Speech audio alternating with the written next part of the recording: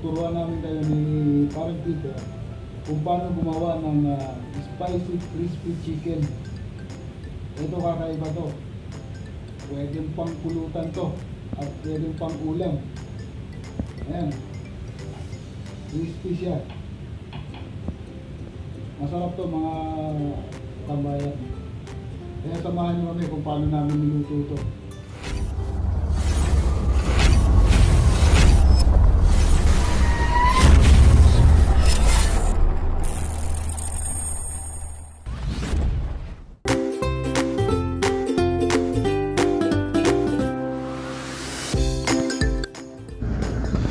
Okay mga katambayan, umpisahan na natin ang ating pagluluto. Meron tayong kalahating kilo ng chicken wings. Ayan. Pwede tayong gumamit ng whole chicken. Chachop lang natin siya ng medyo maliliit para maging crispy siya pag ating niluto. Ilalagay lang po natin lahat ng seasoning para sa chicken. At mas maganda po kung may mamarinate muna natin siya at least 30 minutes bago natin i-deep fry yung chicken. Ayan, para po sumiksik yung lasa ng marination.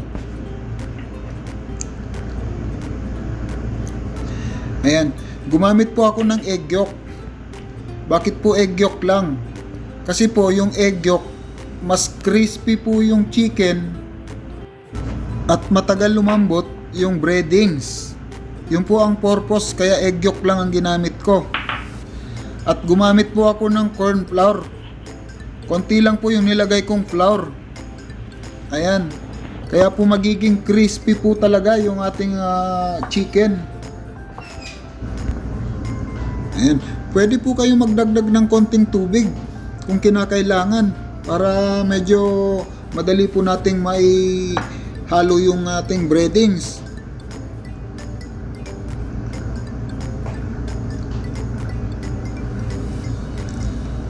Ayan, kung makikita nyo, meron po tayo uling corn flour or gawgaw.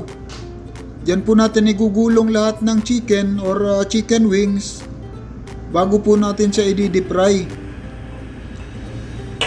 Ayan.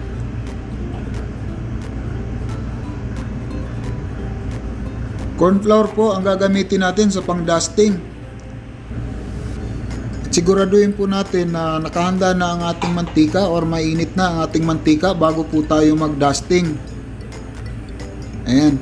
Kailangan po tamang-tama lang yung init ng ating mantika. Huwag po sobra namang init para hindi po mabigla. Ayan. Ready na ang ating chicken. Pero ang gagawin natin, i-rest lang natin muna siya ng 15 to 20 minutes. At mamaya, i-double fry natin siya. Yan ang isa sa sikreto. Kaya magiging malutong po ang ating chicken.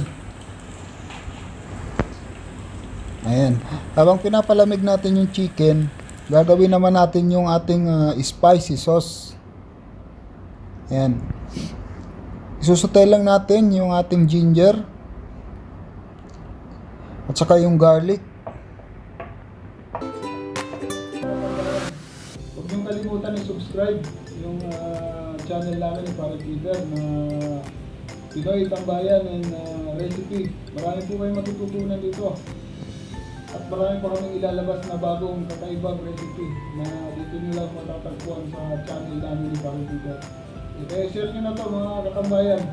At abangan nyo pa ang mga susunod naming video. Tikman nyo to, masarap. Try nyo.